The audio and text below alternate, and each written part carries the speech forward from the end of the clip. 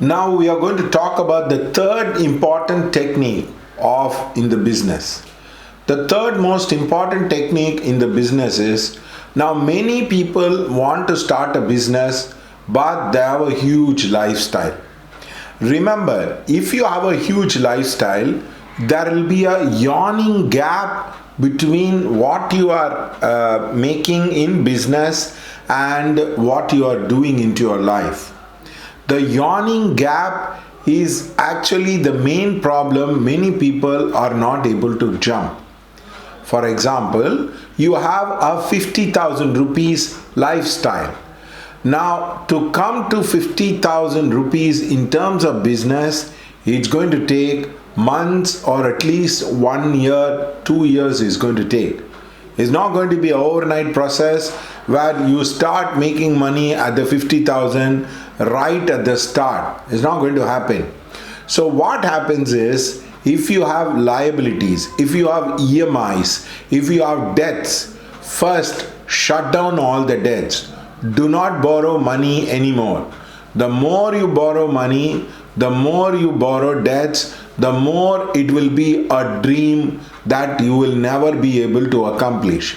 If in your mind you're going to start a business, if in your mind you're going to become independent, very important thing is, do not have any debts. If you have debts, if you have EMI, if you have liabilities, you will continue to have a lot of problem into your life, because the EMIs will force you to take a job.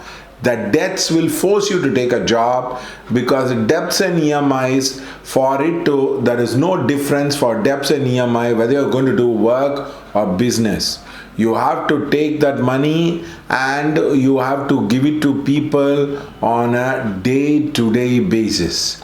So do not think just because you're doing business, the housing loan is not going to stop. Just because you're doing a business, you're not going to stop your car loan.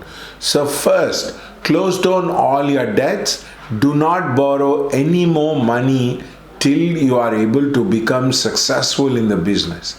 The more you have debts, the more you will have problem.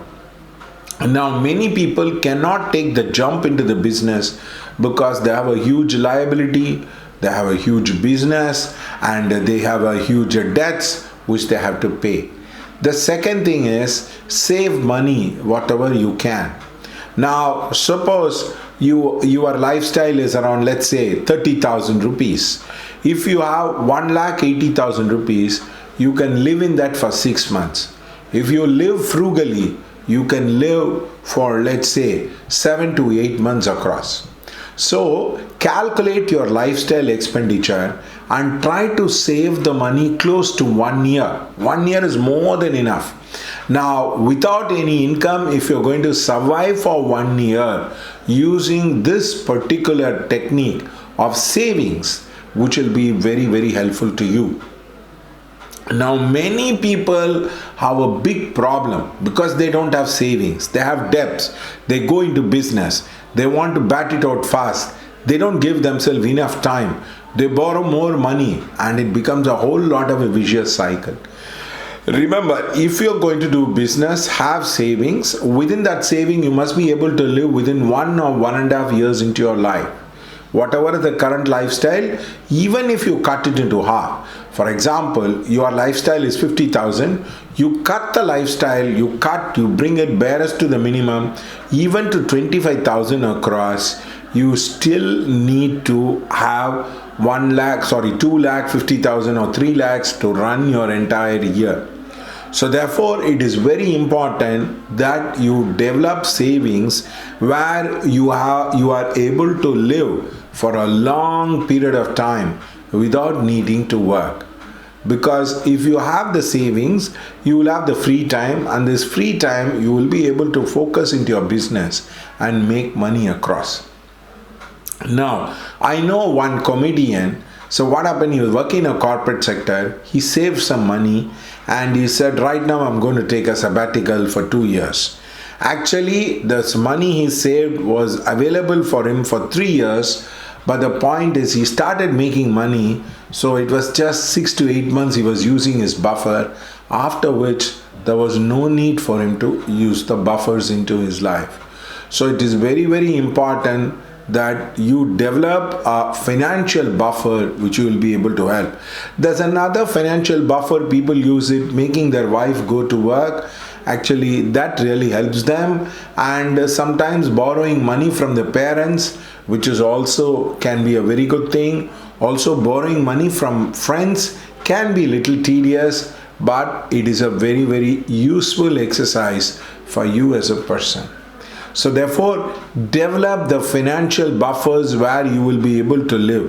If you buy gold, it's a huge financial buffer. You'll be able to sell and you will be able to use that money immediately across a person. So therefore, please understand this kind of financial buffer is needed. Third thing, whenever your business is making money, don't try to think it is small or big. As long as you are making profit, it will be very good. Now, I know one lady who started selling murukku. She started selling murukku. She was making minimum profit of, let's say, hundreds to thousands of rupees. Slowly, she built the business. It became 10,000. It became a lakh. It became 10 lakh. So, at the beginning of all business is small. I know a person who's teaching sloka who charges around 750. Now, he teaches 50 kids. Now, if you calculate the 750 to look small, but if you put the 50 kid, now 50 into 500 is 25,000. It's huge money. So when you calculate, the guy would be making a lot of money. So always remember, the small is big. The small money in terms of months and years will be very huge.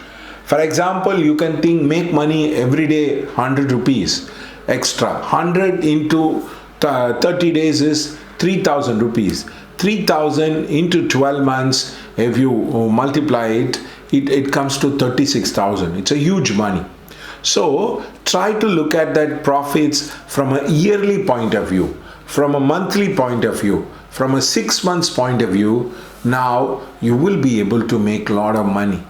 Businesses which were very small, businesses which are not very big, actually many people want to earn within 1 lakh. So you just need a business where if you're making even 5 to 6,000 rupees a month, in itself is good thing. So aim low, start low. For example, aim for 100 rupees, aim for 200 rupees a day, you would be able to accomplish. If you start looking at the big picture, it will be very, very difficult. So the simple thumb rule is you try to make money on a day-to-day basis. Don't try to make money on a weekly basis. Don't try to make money on a monthly basis. Try to make money on a day-to-day basis. You will become very, very successful into your business. The business attitude is nothing but making money every day, trying to make profits every day, trying to grow every day. That is the most important thing into your life. Don't try to look at it in terms of, oh, the profits are small. Oh, it is not. No. All that is insignificant today if you look at it from a yearly point of view. From a monthly point of view, it's very, very huge. So all you need to do is to have. Actually, one actor told me, he said, I was making only 500 rupees for a part, but every day they're giving me role in the TV serial. I learned to get into it. I started making a lot of money.